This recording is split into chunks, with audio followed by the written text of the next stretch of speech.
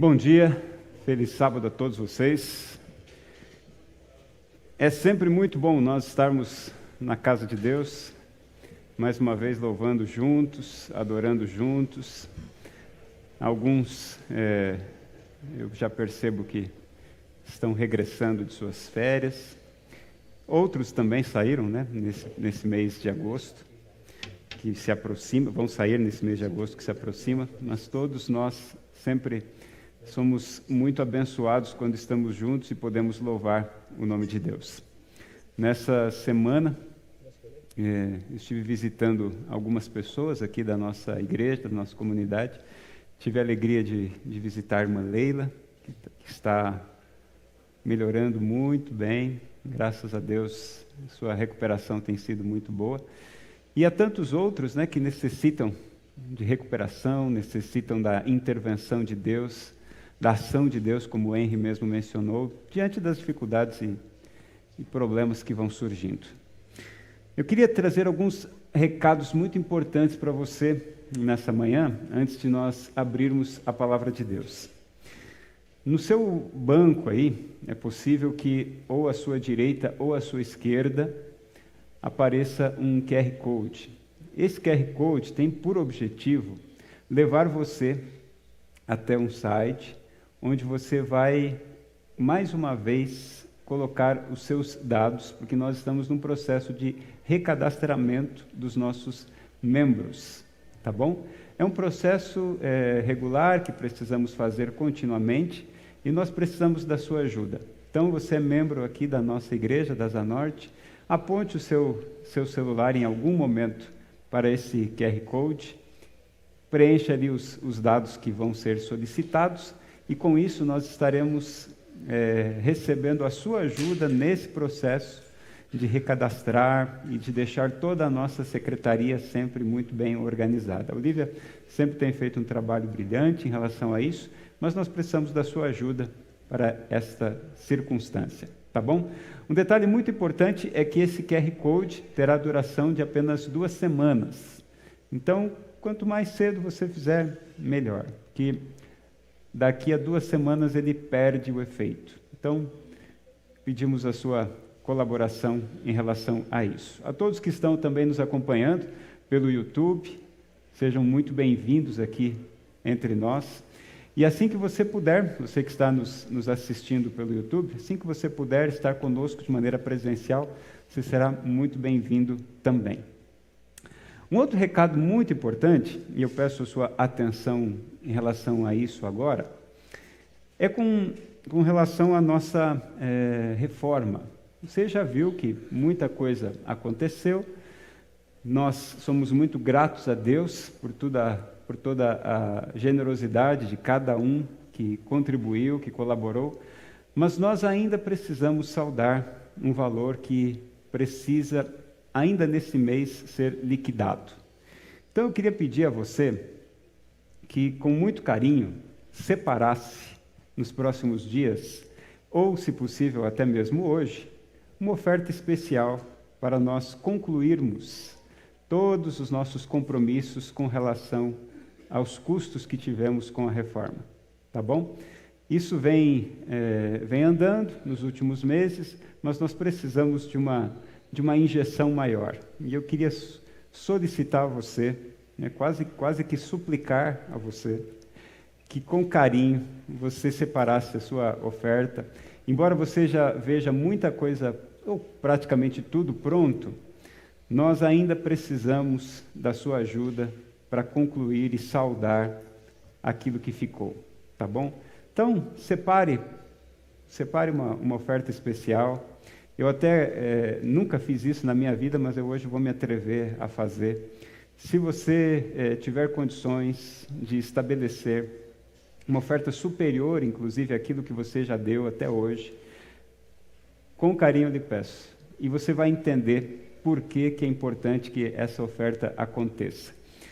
Muita coisa na nossa igreja ainda pode ser feita. E eu não estou me referindo simplesmente a questões físicas, estou me referindo a questões missionárias, em relação a projetos que nós temos, muitos sonhos que temos, mas esses sonhos e projetos eles ainda estão travados porque nós precisamos quitar o saldo que ainda existe na nossa igreja, tá bom?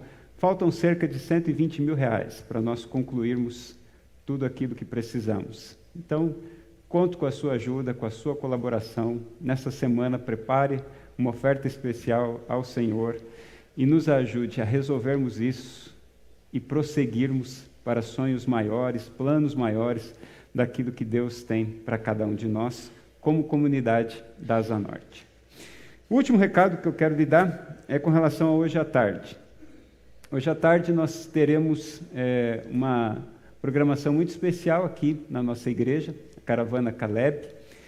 É um programa que a Associação Planalto Central está desenvolvendo. Então, nós queremos contar não apenas com a participação dos jovens da nossa igreja, mas com todos aqueles que fazem parte dessa comunidade. Hoje, pela graça do Senhor, hoje à tarde, o programa começa às 17 horas. O Marcos, daqui a pouco, nos anúncios, vai dar mais detalhes.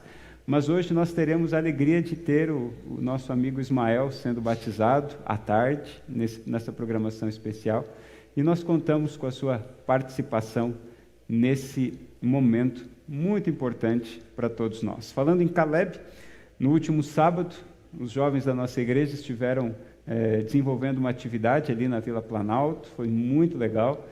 Nós levantamos ali nessa ação do período da tarde 28 pessoas interessadas em estudar a Bíblia, distribuímos literatura e convidamos todas as pessoas que receberam essa literatura para começar a estudar a Bíblia. E dessas muitas com quem contactamos, 28 aceitaram. E à noite nós tivemos ali uma boa conversa lá em casa e muitas outras boas coisas com os jovens e adolescentes nós queremos continuar fazendo para que a nossa igreja continue sendo relevante, não apenas aqui dentro desse prédio, mas especialmente fora desse prédio. Fora desse prédio que as coisas verdadeiramente acontecem.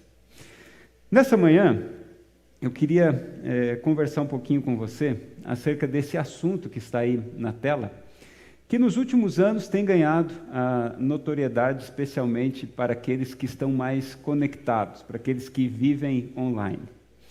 O multiverso, ele tem se tornado um tema recorrente, não apenas nas estratégias digitais que são colocadas diante de nós, mas também em relação a toda a qualidade de filmes e séries que estão sendo desenvolvidos.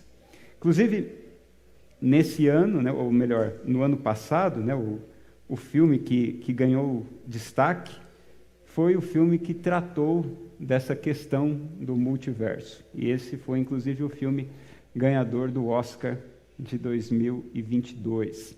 E não apenas o filme foi o vencedor, mas também teve a melhor atriz coadjuvante, o melhor ator coadjuvante e alguns outros prêmios que apareceram para ele. Esse filme, que ficou marcado por apresentar personagens que já não vinham sendo utilizados em Hollywood e que de uma hora para outra ganharam notoriedade, acabaram abordando um assunto que para muitos ainda parece ser muito difícil de ser compreendido. Porque essa ideia de multiverso, de vidas alternativas em lugares diferentes, em oportunidades de fazer tudo ao mesmo tempo e em todo lugar, com uma porção de variáveis que podem acontecer e mudar a qualquer instante, são coisas que para a geração, até para a minha geração, já não é assim tão fácil de ser compreendida. Então, se você tem mais de 40 anos, não fique preocupado se você não entendeu por completo essa questão do multiverso. E nem se preocupe em entender completamente. Porque uma porção de coisas, nesse exato momento, estão sendo fabricadas, preparadas, desenvolvidas, não mais para nós, mas para nossos filhos. E muitas destas estratégias nem sempre serão as melhores para nós. Agora, temos uma porção de outras que podem ser, inclusive, facilitadores da missão que o Senhor nos traz. E nessa manhã, nessa ideia de multiverso, de uma porção de coisas acontecendo em todo lugar, ao mesmo tempo e das mais variadas formas, eu quero apresentar a vocês 4 histórias. E 4 histórias que têm que ver com, de alguma forma, com o meu multiverso, em uma etapa da minha vida, certo? Mas antes que você pense assim, pastor, mas se essas 4 histórias têm que ver com o seu multiverso, como que isso pode me afetar? Bom, vai lhe afetar profundamente se você permitir. Porque essas 4 histórias que acontecem em vários lugares, mas ao mesmo tempo ou fora de tempo, que parecem estar meio que bagunçadas agora nessa minha explicação, já aconteceram na sua vida. E podem acontecer de uma maneira ainda maior, se você entender qual é o seu papel nesta terra, e até mesmo qual é o seu papel nessa circunstância que Deus lhe dá de ser chamado para apressar o retorno de Jesus a essa terra. Então eu quero, através do meu multiverso, de uma pequena parte do meu multiverso, apresentar a você uma oportunidade de, no seu multiverso, encontrar caminhos para ser ainda mais influente, ainda mais representativo e ainda mais eficiente na tarefa que Deus nos deu de avançar o seu reino e logo irmos definitivamente para a casa que Deus tem preparada para cada um de nós. E eu quero começar com a primeira história. São 4 histórias e essa é a primeira.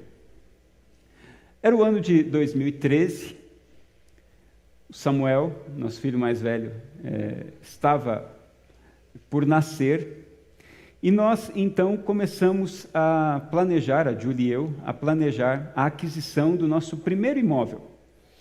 Nós, naquela ocasião, estávamos em 2013 com 8 anos, mais ou menos, já me perdi nas contas de ministério, mas acho que era 8 anos de ministério.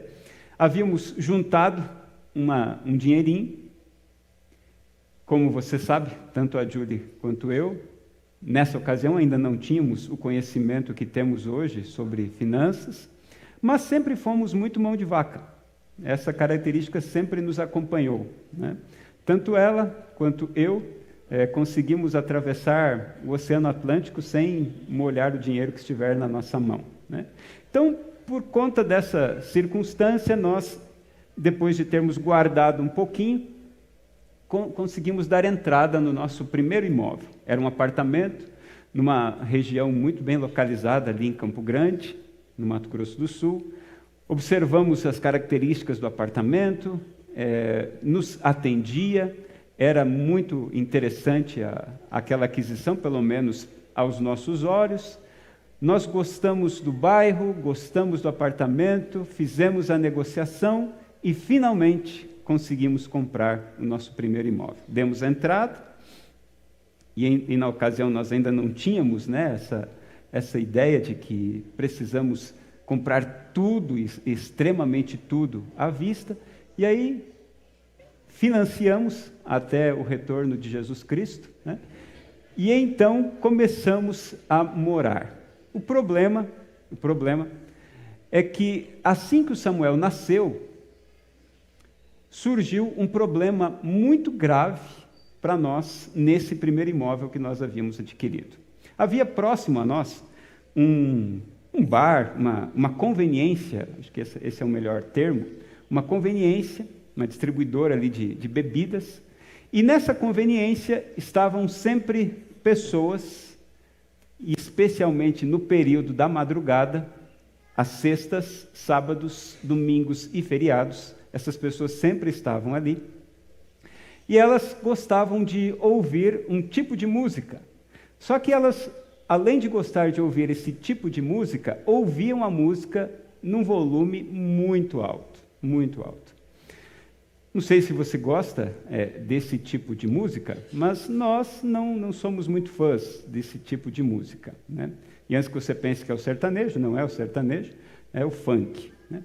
E ali, todas as sextas, sábados e domingos, e também os feriados, isso fazia com que todos do prédio ouvissem como se estivesse na sua sala o som que estava ali sendo transmitido pelo carro de alguns dos que ali estavam comprando as suas bebidas alcoólicas. E com isso Samuel acordava e chorava a noite inteira. Então nós sabíamos que aos finais de semana nós já não tínhamos paz e já não tínhamos mais como dormir, como descansar. E como você sabe, né, na nossa atividade, a nossa vocação, os finais de semana são os dias mais intensos de trabalho. E nos dias mais intensos que nós precisávamos descansar pelo menos à noite, não era possível. A Julie ligava para a polícia já começou a identificar a voz dela e já não mais atendia, ou quando atendia já não dava mais a mínima. Conversamos com a síndica disse que não adiantava, porque ela já tinha inclusive recorrido à afiliada da TV Globo para fazer uma reportagem ali sobre isso, para ver se conseguia chamar a atenção da polícia de uma maneira maior, mas ela já havia também desistido. E a conclusão que a síndica trouxe para nós é: se acostumem e vivam com isso. E aí a gente pensou, como? Que nosso filho vai chorar, nós não vamos conseguir dormir, nós não vamos conseguir descansar, e não vai ter mais final de semana nenhum para nós. Foi então que decidimos vender o nosso primeiro imóvel. Nós não estávamos nem há um mês dentro do apartamento, e então decidimos colocar à venda. Colocamos à venda, conversamos com a corretora que nos havia vendido, né, que havia feito a intermediação do negócio, e dissemos a ela: olha, nós queremos vender. Ela falou: o quê? Vocês acabaram de comprar? Pois é. Explicamos toda a situação. Falou: tá bom, é muito difícil vender agora, mas eu vou anunciar. Nós pedimos a Deus e eu fiz um combinado com o Senhor.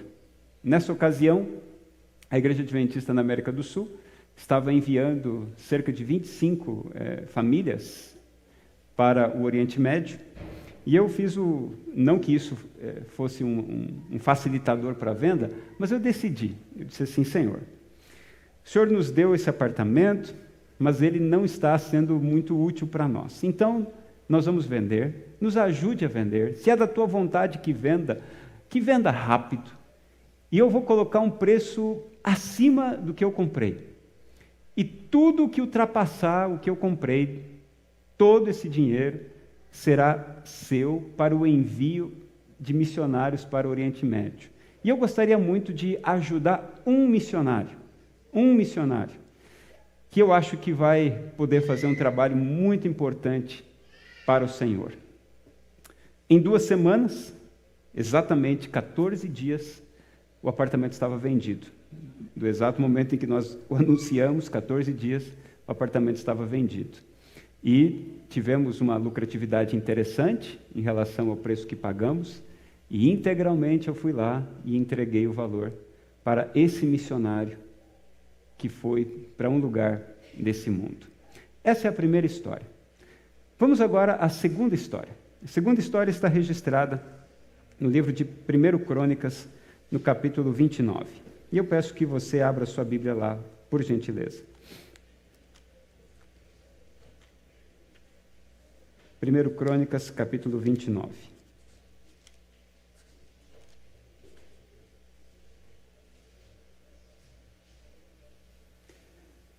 Primeiro Crônicas, capítulo 29, a partir do verso 1.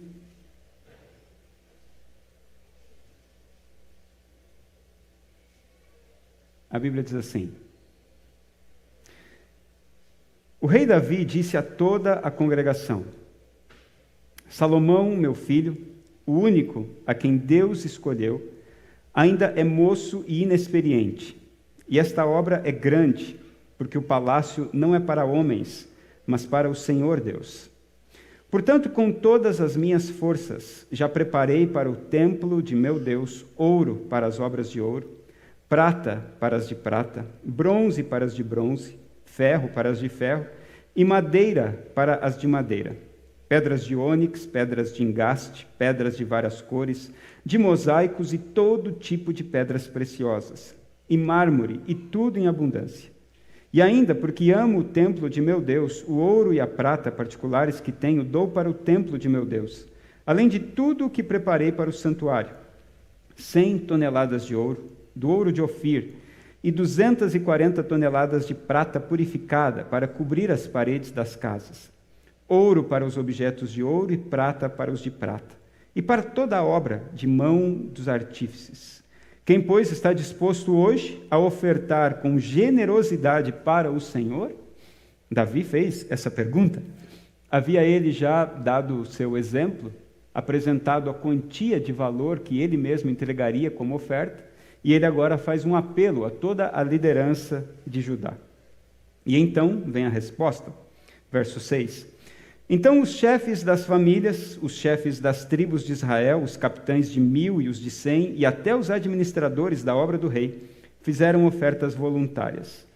E deram para o serviço da casa de Deus 170 toneladas de ouro, 10.000 barras de ouro, 340 toneladas de prata, 612 toneladas de bronze e 3.400 toneladas de ferro. Os que possuíam pedras preciosas as trouxeram para o tesouro da casa do Senhor, a cargo de Jeiel, o gersonita. O povo se alegrou com tudo o que se fez voluntariamente, porque de coração íntegro fizeram ofertas voluntárias ao Senhor. Também o rei Davi se alegrou com grande júbilo. Davi queria muito construir o templo de Deus. Mas Deus havia dito para Davi que ele não seria a pessoa responsável por construir, muito menos inaugurar esse templo. Mas Deus disse a ele que deveriam ser feitos todos os preparativos, pois o filho dele, Salomão, seria o responsável por esta obra. Davi, então, decidiu preparar todos os recursos necessários para a execução dessa obra. Chamou, então, a congregação, especialmente os líderes, e apresentou a eles o plano, dizendo, inclusive, como que ele, Davi, iria participar nessa obra. Ele indica todo o valor que ele, da sua riqueza, entregaria, e agora faz, então, um apelo a todos os demais líderes para que eles contribuam da mesma forma. Davi dá o quanto ele gostaria de entregar, e ele deu uma oferta generosa. Se você avaliar aqui os valores que estão sendo apresentados e corrigi-los para os dias de hoje, nós vamos encontrar uma verdadeira fortuna. Davi, por exemplo, com toda a fortuna que ele tinha, resolveu separar algo em torno de 58 bilhões de reais. O peso de ouro que ele destinou e o peso de prata que ele destinou, corrigidos para os nossos dias, somam 58 bilhões de reais. Com 58 bilhões de reais, já dava para fazer muita coisa, você não acha?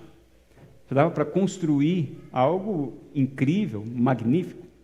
Mas não foi apenas esse recurso que foi utilizado, porque os líderes, comovidos com o discurso e com a entrega de Davi, resolveram dar a sua resposta. E os líderes, juntos, entregaram a Davi mais 91 bilhões de reais. Então, somando os 91 mais os 58, perceba que nós temos uma quantia extremamente generosa para construir o templo de Deus. E nós não estamos somando aqui as pedras preciosas, não estamos somando aqui todos os demais recursos de bronze e ferro, que foram doados também para a construção do templo de Deus. Pensa comigo, com todo esse dinheiro, com bilhões e bilhões de reais, dá para construir algo incrível. Aqui na L2, nós temos uma igreja que, pelo menos para mim, chama sempre muita atenção. É a igreja dos Mormons, que está aqui um pouco mais à frente. Mas eu tenho convicção de que toda aquela construção, que é muito bonita, ela não chega nem a 10%, acho que nem 5% ou 2% desse valor todo, que foi arrecadado por Davi e todos os seus demais líderes. E quando nós olhamos para essa quantia toda, a gente pode até pensar que foi exagerada a proporção, porque um dinheiro desse, para ser colocado num templo, será que não é estranho? Mas veja, imagine agora esse mesmo recurso sendo utilizado para construir um templo a Deus hoje. Como seria? Você ficaria confortável num templo cujo custo foi de mais de 140 bilhões de reais, totalmente adornado de ouro, prata, pedras preciosas e o maior requinte do mundo? Você ficaria extremamente confortável em ser membro desse lugar? Bom, a primeira coisa que eu penso que alguém que entrasse num lugar como este, sendo construído por mais de 140 bilhões de reais, é que assim que essa pessoa me visse como pastor dessa igreja, ela já pensaria: esse pastor é ladrão.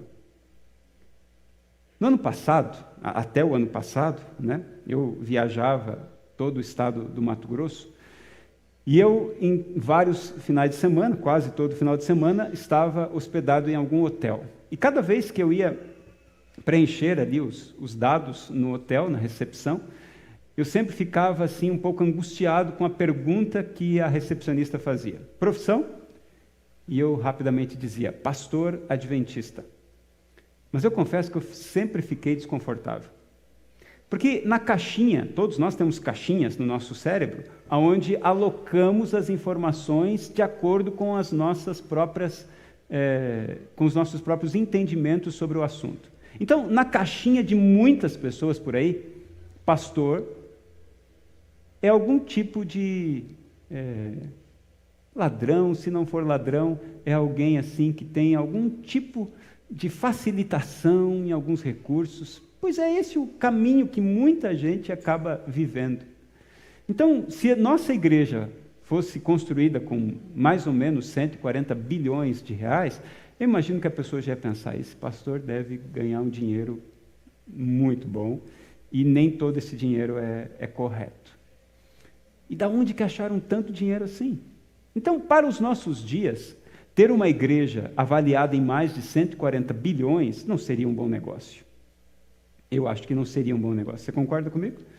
Eu acho que seria um tanto que desconfortável ser membro de um lugar assim.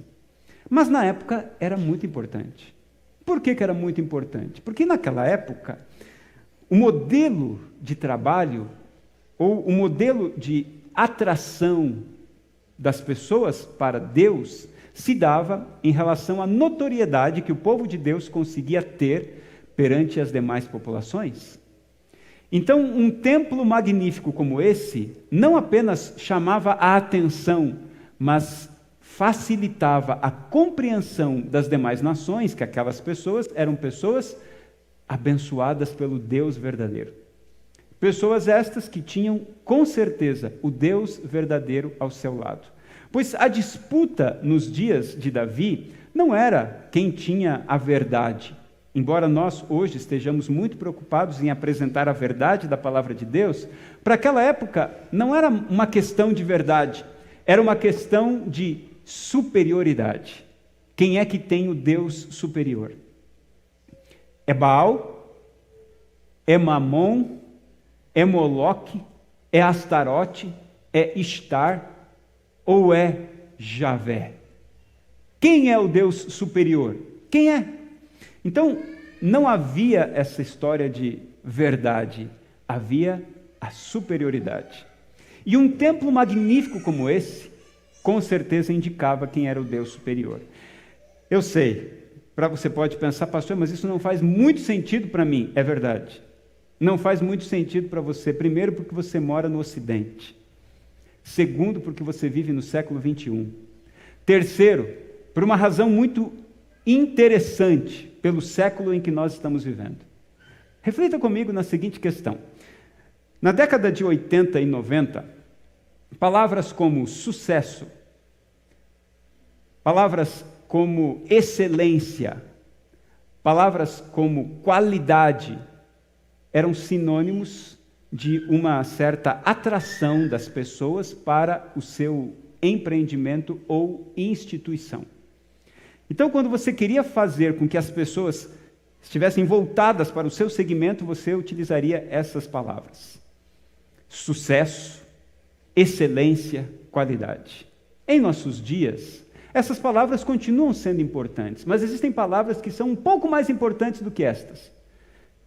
Palavras como generosidade, palavras como compaixão, inclusão e também verdade.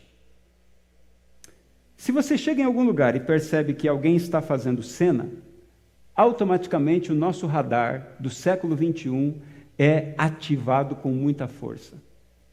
Especialmente para jovens e adolescentes do século XXI, a ideia de falsidade é algo terrível. Então, demagogia não serve para os nossos dias, especialmente para a geração que está chegando com tanta força. Mas compaixão, inclusão e uma série de outras coisas chamam muito mais atenção do que excelência, qualidade. Então, para os nossos dias, uma igreja suntuosa não faz sentido, mas para aquela época fazia. Então, se para a nossa época não faz sentido uma igreja altamente suntuosa, não estou dizendo que a gente tem que viver agora num lugar ruim, nós precisamos ter um mínimo de qualidade em tudo aquilo que a gente faz, e se pudermos ter o máximo de qualidade também, mas como é então que hoje em dia nós podemos ser mais úteis e podemos, com a nossa igreja, com a nossa comunidade, atingir os objetivos que são muito mais palpáveis aos habitantes do século XXI? Vamos então para a terceira história. Essa história está registrada no Evangelho de Mateus, no capítulo 20, e nós vamos ler do verso 29 até o verso 34. Mateus, capítulo 20, do 29 até o 34.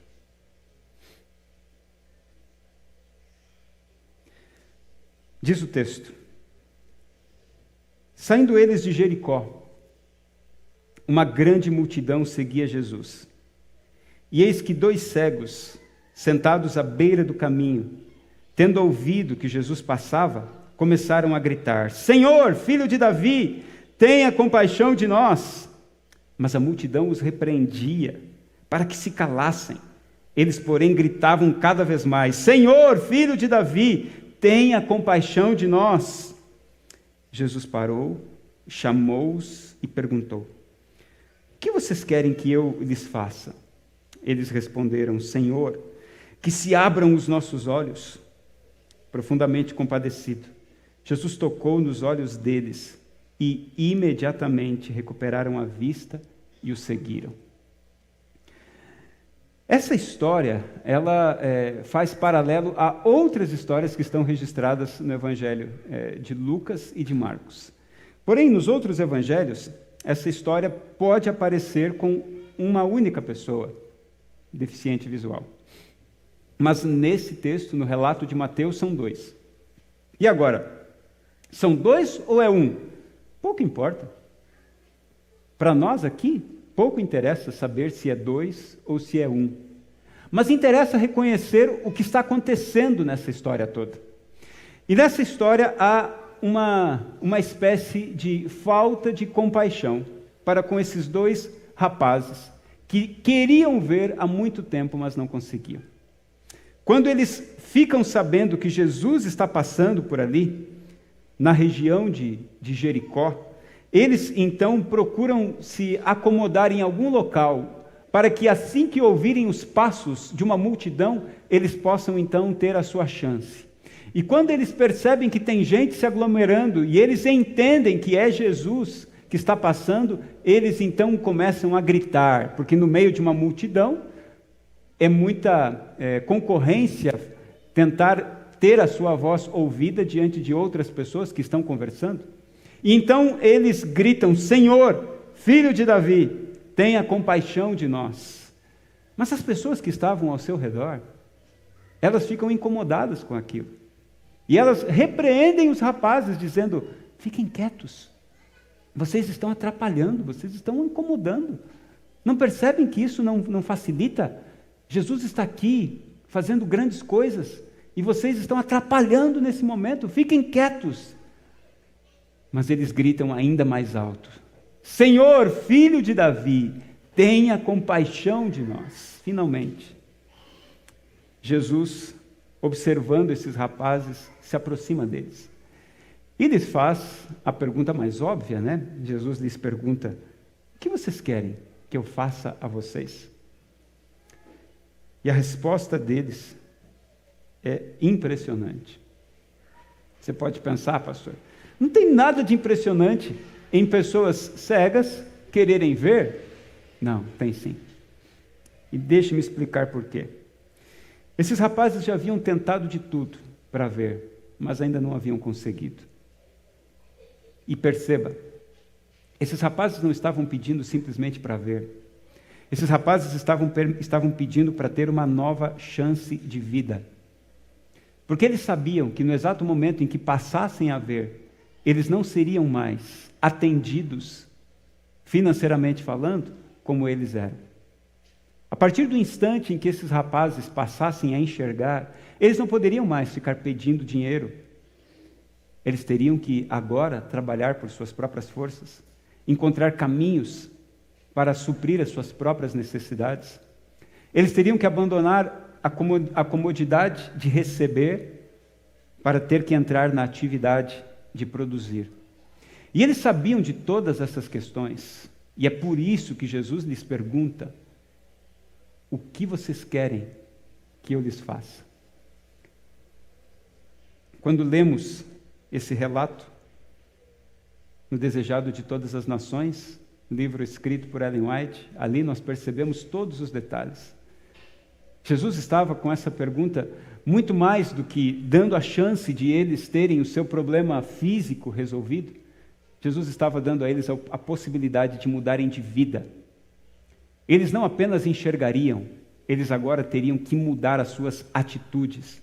Eles agora passariam a experimentar uma vida diferente da vida que eles levavam. É por isso que Jesus lhes faz uma pergunta que aos nossos olhos parece muito óbvia, mas não era. E é por isso que a resposta deles não é tão óbvia assim. Com a resposta, eles estavam dando toda a indicação do quanto eles queriam novidade de vida, o quanto eles queriam mudança completa. E a resposta contundente desses rapazes é: nós queremos ver. Esses rapazes não estavam mais querendo ficar presos à dependência de outras pessoas.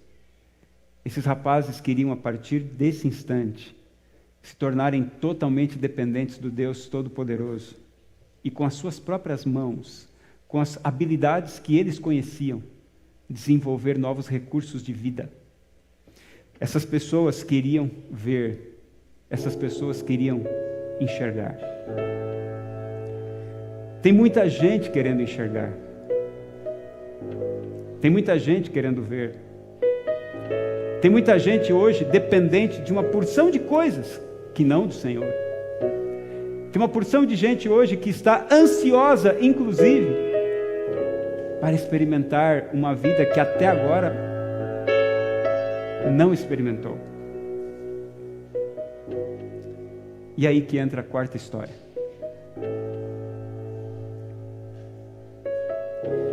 O dinheiro daquele apartamento foi enviado assim que eu recebi.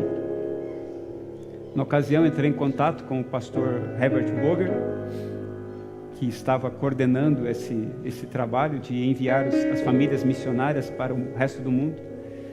E eu disse a ele: pastor, eu tenho um recurso aqui. Esse dinheiro, para mim, é muito especial. É um recurso que eu creio Deus me concedeu. E eu quero entregá-lo para uma família. A família que está indo para o Iraque. E eu gostaria que o Senhor usasse esse dinheiro para essa família. Diante dos muitos recursos que estão sendo arrecadados pela América do Sul inteira, esse recurso pode parecer muito pequeno. Mas para mim e para minha família é um dinheiro especial. O pastor o aceitou, me deu a conta, eu depositei. E eu não imaginava como que todas as coisas iriam acontecer. Aqueles que são missionários em lugares completamente diferentes do Brasil e que estão agora, nesse exato momento, no Oriente, não tem uma igreja como essa. Eles nem sequer podem se dar ao luxo de transmitir os seus cultos. Vários deles precisam ficar no anonimato completo. Não podem apresentar a sua real identidade. E o que podem fazer é se misturar com as pessoas, orar e torcer para que em algum momento o seu convívio possa gerar algum resultado. O pastor Everson e a Jaqueline foram enviados para o Iraque e chegaram na cidade de Erbil. Erbil fica bem pertinho de uma cidade que vocês todos conhecem, a cidade de Mossul. Você pode pensar, pastor, eu nunca fui a Mossul, nem sei do que você está falando. É que Mossul nada mais é do que a antiga Nínive. Então ele estava bem pertinho, está ainda hoje, bem pertinho de Nínive, a famosa Nínive, dos ninivitas cruéis. Ele foi mandado para essa cidade. Assim que ele chegou lá com a sua esposa, na primeira semana já aconteceu um ataque terrorista que o deixou muito preocupado, mas depois não aconteceu mais nada e até hoje, graças ao bom Deus, estão bem, seguros. Erbil, acredite se quiser, ainda é uma cidade segura para os padrões do Oriente Médio. Mas, alguns anos atrás, ele que gosta de jogar basquete, estava lá jogando basquete com as pessoas na praça. O trabalho que se pode fazer. Lá não dá para fazer Caleb, não dá para entregar folheto, não dá para chamar para a Semana Santa, não dá para fazer nada daquilo que a gente faz aqui. E o que ele podia fazer era se misturar com as pessoas do jeito que ele consegue, indo jogar basquete na praça, tentando fazer amizade com as pessoas que ali estavam. Ele, semana após semana, se encontrava com as pessoas que lá frequentavam a quadra. O tempo passou, até que um dia ele recebe uma ligação. E essa pessoa dizia: você se chama Everson? Sim. Eu preciso da sua ajuda. Eu gostaria de me encontrar com você. Ele disse: ok. Aonde posso lhe encontrar? Preciso que você venha até a praça tal. Ele falou: ok. No horário combinado estarei lá. Sua esposa, a Jaque, disse: não entre no carro dele sozinho, por favor. Sabe-se lá o que pode acontecer. Everson disse: não, fique tranquilo, nós vamos para um lugar público. Everson chegou na praça, sentaram-se num banco, e o rapaz então lhe disse: muito obrigado porque você veio, mas eu preciso de um pouco mais de privacidade, você pode entrar no meu carro? E ele pensou: eu fiz a promessa para minha esposa de que não entraria, mas e agora, o que eu faço? Em milésimos de segundo ele decidiu entrar, e o rapaz então lhe disse: vou lhe levar para um outro lugar, porque preciso ter uma conversa muito mais particular. A partir desse instante, o Everson disse que ele só passou a orar. Chegaram num lugar mais restrito, e o rapaz então lhe disse: é possível que você esteja intrigado, né, como eu lhe achei. Você conhece fulano? Sim, conheço. Pois bem, ele é meu primo. Ele é bem mais jovem do que eu, mas ele gosta muito das coisas do Ocidente, e ele gosta muito de basquete, assiste bastante os jogos da NBA, e por isso ele joga basquete com você toda semana. Eu um dia contei a ele rapidamente do meu desejo, do meu anseio, e ele falou que você pode me ajudar. E o Everson então perguntou-me: qual é o seu anseio, o seu desejo? E ele respondeu: eu quero conhecer Jesus. Eu ainda não entendo quem Ele é. Eu não sei exatamente como que eu posso me aproximar dEle, mas eu quero conhecer Jesus. E o meu primo disse que você pode me ensinar sobre Jesus. O Everson então passou a estudar a Bíblia de uma maneira muito velada com esse rapaz. E a partir desse ponto, não apenas a história desse rapaz, cujo nome não pode ser revelado, foi alterada, como também a família, alguns integrantes da família desse rapaz, passaram a ter a sua vida completamente alterada. Aqui em Brasília, aqui no Brasil, até os cachorros sabem quem é Jesus. Mas do outro lado do mundo, bilhões de pessoas nem sequer sabem acerca desse nome, não o conhecem e não fazem a menor ideia do que ele fez. Lembra do meu primeiro imóvel? Eu nunca fui a Erbil, eu nunca cheguei perto do Iraque e nem sei se algum dia poderei ir. Mas o meu dinheiro foi. O dinheiro que Deus me deu chegou lá. E através desse recurso, somado a uma porção de outros, Deus pôde usar esse dinheiro para sustentar uma família que foi no meu lugar. Nós estamos aqui hoje, mas pode ser que quem sabe algum de nós, em algum momento da vida, seja chamado a ir para um lugar desse. É possível que em algum momento Deus nos dê, a mim e a minha família, quem sabe a possibilidade de estar num lugar desses. Pode ser que Deus dê a você e a sua família a oportunidade de estar num lugar como esse. Porque Jesus não pode voltar só para os brasileiros, certo?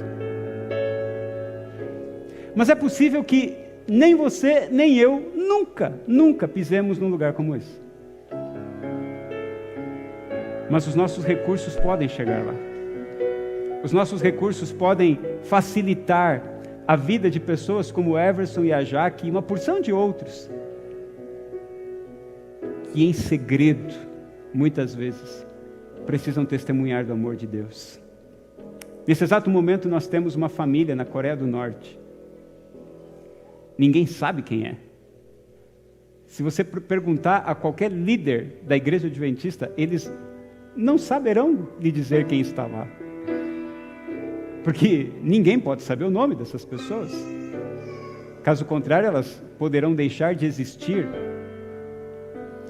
Mas são pessoas que, de maneira corajosa, e pela vocação que Deus trouxe a elas, as levou para lugares que precisam muito do amor de Cristo.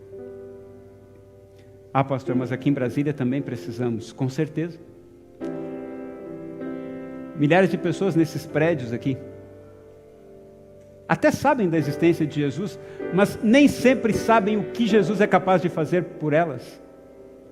Algumas pessoas que moram aqui, na Asa Norte, no Noroeste, no Lago Norte, elas até ouviram falar de Jesus, sabem que Ele morreu na cruz, sabem que Ele é uma figura especial e emblemática para nós, brasileiros, mas ainda não entenderam o poder que Ele tem na transformação da sua própria vida. E eu preciso lhe contar uma coisa. Existem muitos sonhos que Deus quer realizar através de mim e através de você. Mas alguns desses sonhos precisam de dinheiro.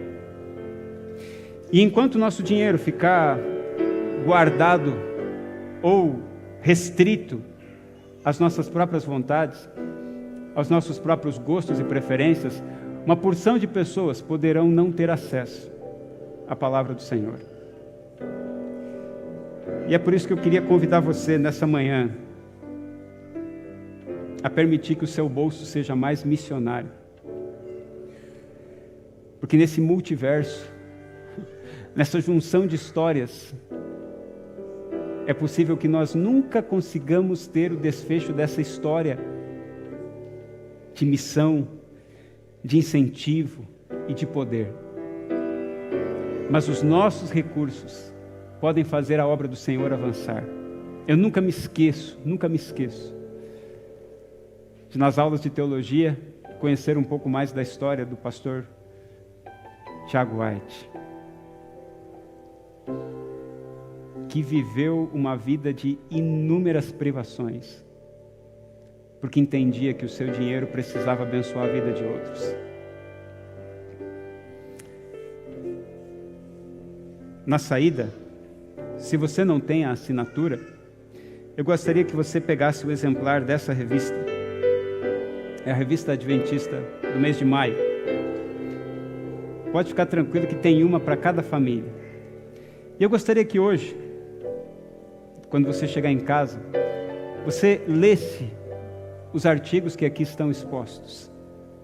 Elas vão lhe ajudar a perceber que a nossa tarefa como igreja do Senhor é muito mais do que frequentar um espaço. Como eu já tenho dito e você está cansado de me ouvir falar, nosso dinheiro pode abençoar mais pessoas, nossas atitudes podem abençoar mais pessoas, mas o nosso egoísmo pode evitar com que pessoas conheçam a Jesus. A nossa restrição pode evitar com que pessoas se conectem com o Senhor. A nossa vontade de guardar as coisas simplesmente para os nossos gostos e preferências pode impedir que pessoas como esse rapaz tenham acesso a Jesus e finalmente consiga ver. Tem alguém disposto a se envolver nessa manhã, em nome de Jesus, e reconhecer a sua tarefa mundial? Amém. Nós temos que pregar em Brasília, mas nós temos que pregar no mundo. Nós precisamos salvar as pessoas de Brasília, mas nós também precisamos ajudar na salvação de pessoas ao redor do mundo. Nós temos que conscientizar pessoas que precisam do amor de Cristo na Asa Norte, mas nós precisamos conscientizar pessoas que precisam do amor de Cristo no Iraque, no Afeganistão, no Sudão, na Eritreia, no Timor-Leste e nos mais longínquos lugares desse mundo. Porque a nossa missão não é apenas local, a nossa missão é local e mundial. Eu tenho muitos sonhos para essa comunidade, mas sem dinheiro vai ser difícil de concretizar alguma coisa.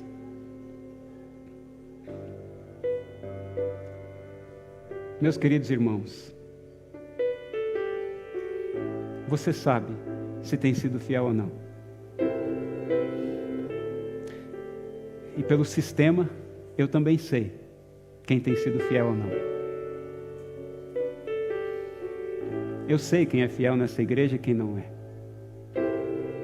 Fique tranquilo que, não é, que as informações não são repassadas. Mas eu sei. E você sabe se tem sido ou não. O dízimo é do Senhor. A oferta pode ajudar muita gente a conhecer a Cristo. Mas hoje, conta com a sua ajuda, o Paquistão conta com a sua ajuda, e tantos outros lugares. Que o seu coração seja tocado, que o poder de Deus seja manifesto entre nós, e que todas essas nossas histórias, vividas agora e no futuro, nos deem a chance de ver Jesus voltando na nossa geração. Você crê nisso? Ou você vem aqui só para bater o cartão? Você crê que Jesus pode voltar na nossa geração? Seu bolso pode dizer isso, muito mais do que a sua voz. Seu bolso pode dizer isso, muito mais do que a sua voz. Canta com a gente. E nessa manhã, reconsagre seu coração, sua mente e tudo que Deus lhe deu para a obra dele, em nome de Jesus.